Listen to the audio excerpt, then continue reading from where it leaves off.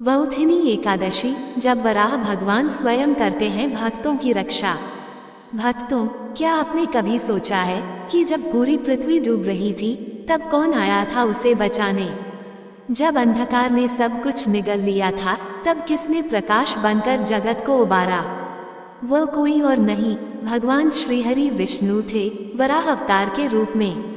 और ठीक उसी दिव्य स्मृति को जागृत करता है वौथिनी एकादशी। ये केवल एक व्रत नहीं है, बल्कि पापों से मुक्ति, आत्मा की रक्षा और परम कल्याण का मार्ग है। इस दिन भक्तजन भगवान विष्णु के वराह रूप की विशेष पूजा करते हैं, उस रूप की जिसने धरती को समुद्र की गर्त से निकालकर धर्म की नींव फिर से रखी थी। वरुथिनी एकादशी का व्रत करने से मनुष्य को सभी प्रकार के पापों से मुक्ति मिलती है और जीवन में सुख समृद्धि आती है। धार्मिक ग्रंथों के अनुसार इस व्रत के प्रभाव से व्यक्ति को कन्यादान के बराबर पुण्य फल प्राप्त होता है। वौथिनी एकादशी तिथि की शुरुआत 23 अप्रैल को शाम 4:43 से शुरुआत होगी और अगले दिन 24 अप्रैल को दोपहर को इसका समापन होगा। पंचांग के अनुसार एकादशी का व्रत 24 अप्रैल 2025 बृहस्पतिवार के दिन रखा जाएगा। वौथिनी शब्द का अर्थ होता है रक्षा करने वाली। यह एकादशी आध्यात्मिक कवच की तरह कार्य करती है। जैसे युद्ध में सैनिकों को कवच ढाल की जरूरत होती है, वैसे ही इस संसार रूपी युद्ध में आत्मा को भी रक्षा चाहिए और वह रक्षा देती है ये पवित्र एकादशी।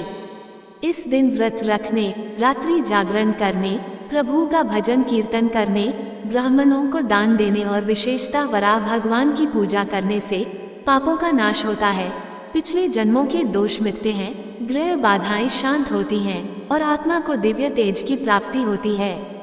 पुराणों में कहा गया है, जो व्यक्ति वौथिनी एकादशी का श्रद्धा से पालन करता है वह अगले जन्म में राजसी वैभव और अंत में मोक्ष को प्राप्त करता है। इस दिन वराह भगवान की पूजा क्यों होती है? क्योंकि जब अधर्म, अहंकार और अज्ञानता ने पृथ्वी को डुबो दिया था, तब वराह रूपी विष्णु ही थे जो उस संकट में अवतरित हुए। इसलिए इस दिन उन्हें स्मरण करना, उनकी पूजा करना, मानो अपने जीवन की खोई हुई धरती को फिर से पा लेना है। जय श्री हरि विष्णु। भक्तों, अब हम दो कथाओं का श्रवण करेंगे। पहली वौथिनी एकादशी व्रत कथा और दूसरी भगवान विष्णु के वराह रूपी अवतार की। भक्तों, आपसे निवेदन है कि आप कथा को श्रद्धा भाव से पूरा अंत तक अवश्य सुने। भगवान विष्णु और एकादशी माता की कृपा हम सभी पर बनी रहे। चलिए कथा को शुरू करते हैं। वौथिनी एकादशी का महत्व श्री कृष्ण द्वारा युधिष्ठिर को बताया गया है। पांडवों के वनवास के समय युधिष्ठिर ने श्री कृष्ण से एक बार पूछा, हे माधव, कृपया मुझे उस एकादशी के विषय में बताइए जो वैशाख कृष्ण पक्ष में आती है और सब पापों का नाश करती है। श्री कृष्ण मुस्कुराए और बोले, राजन, यह एकादशी वौथिनी एकादशी के नाम से जानी जाती है। वौथिनी का अर्थ है रक्षा करने वाली। यह व्रत मनुष्य को पापों से, बुरे कर्मों से और पुनर्जन्म के दुख से रक्षा करता है। ये दरिद्र को धनवान बनाता है, अपाहिज को चलने योग्य बनाता है, दुखी को सुख देता है और पापी को भी मोक्ष प्रदान करता है। श्री कृष्ण ने युधिष्ठिर को एक कथा सुनाई। बहुत प्राचीन काल की बात है। जब सत्य, धर्म और तपस्या ही जीवन के आधार थे, तब इक्ष्वाकु वंश में एक महान राजा माधाता का जन्म हुआ। राजा माधाता कोई साधारण शासक नहीं थे, वे परम धर्मात्मा, न्यायप्रिय और त्यागी थे। उनका राज्य धन धान्य से परिपूर्ण था, प्रजा सुखी थी और देवता तक उनकी प्रशंसा करते थे। परंतु जैसे जैसे समय बीता, राजा माधाता के मन में एक प्रश्न बार बार उठने लगा, क्या यही सब कुछ है? क्या राज्य, वैभव, कीर्ति ही जीवन का लक्ष्य है? क्या मुझे मोक्ष की ओर नहीं बढ़ना चाहिए? इस विचार ने उन्हें भीतर से झकझोर दिया। उन्होंने राज्य त्यागने का निश्चय किया और राजसिंहासन अपने पुत्र को सौंपकर वनगमन कर लिया। राजा नर्मदा नदी के तट पर पहुँचे, वह स्थान जहाँ ऋषि मुनि भी ध्यान करते थे। वहाँ का वातावरण अत्यंत पवित्र था। वृक्षों की छाया, मंद पवन, बहती हुई नर्मदा की धारा और दूर कहीं मंदिरों में गूंजता शंख, सब कुछ एक तपस्वी को आमंत्रण दे रहा था। वहां उन्होंने एक पैर पर खड़े होकर आंखें मूंदकर भगवान विष्णु का ध्यान प्रारंभ किया। वर्षों बीत गए, धूप, वर्षा, सर्दी, गर्मी सब सहते हुए वे अधिक तपस्या में लीन रहे। उनकी इस भक्ति से इंद्रलोक भी चकित हो उठा। इंद्र को भय हुआ कि कहीं राजा माधाता स्वर्ग को जीत न लें। जैसा हमेशा होता है, इंद्र ने उनकी तपस्या भंग करने के लिए राक्षसी शक्तियां भेजी। एक दिन एक भयंकर भालू, भूखा और क्रूर, वहां आ गया। भालू ने राजा माधाता के शरीर पर झपट्टा मारा और उनका एक पैर चबाना शुरू कर दिया। परंतु न राजा विचलित हुए, न उन्होंने प्रतिकार किया। उनकी आंखें बंद थीं, मन प्रभु में लीन था। उनकी वाणी से केवल ओम नमो भगवते वासुदेवाय निकल रहा था। भालू उनके मांस को खाता रहा, रक्त बहता रहा, पर राजा का ध्यान नहीं टूटा। ये देखकर स्वर्गलोक भी कांप उठा। देवता हतप्रभ थे।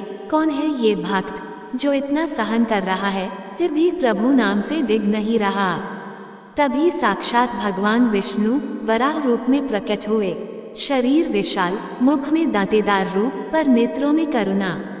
उन्होंने आते ही भालू का वध किया और राजा के शरीर को अपने कमल स्पर्श से पुनः पूर्ण कर दिया।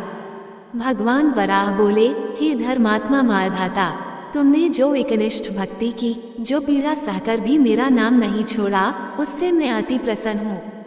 आज तुम्हारा शरीर नहीं, आत्मा अमर हो गई है।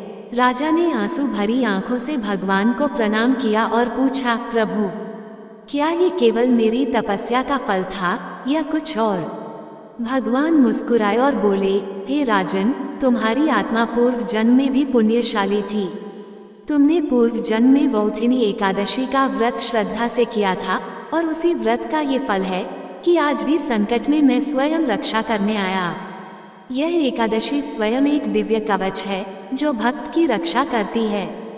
जो इसे करता है उसका कोई बाल भी बांका नहीं कर सकता। भगवान विष्णु ने आगे एकादशी की महिमा बताया। जो वौथिनी एकादशी का व्रत करता है वह अनेक जन्मों के पापों से मुक्त हो जाता है, उसे राजसुख प्राप्त होता है, शरीर स्वस्थ, चित्त प्रसन्न और आत्मा तेजस्वी हो जाती है। राजा माधाता ने भगवान का स्तुति की और उस स्थल को ही अपनी तपोभूमि बना लिया। वहां वर्षों बाद वे प्रभु के चरणों में विलीन हो गए। वह शक्ति अब भी जीवित है। आज भी नर्मदा तट के कई स्थानों पर यह कथा लोक में जीवित है। संत कहते हैं, जिसने इस एकादशी को सच्चे मन से किया, उसे कोई न आपदा छू सकती है, न पाप, न रोग, न दुर्भाग्य। उसकी रक्षा स्वयं वराह रूपी विष्णु करते हैं। वौथिनी एकादशी केवल एक व्रत नहीं है, यह एक संरक्षक शक्ति है।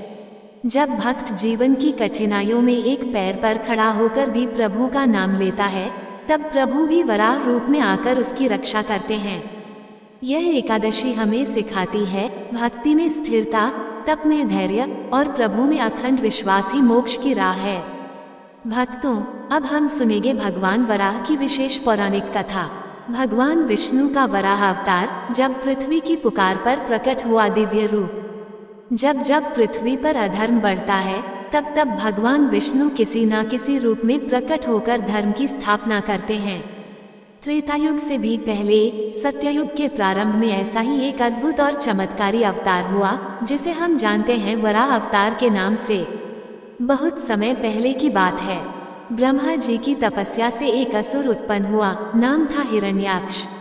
वह बल, तेज और घमंड से भरा हुआ था।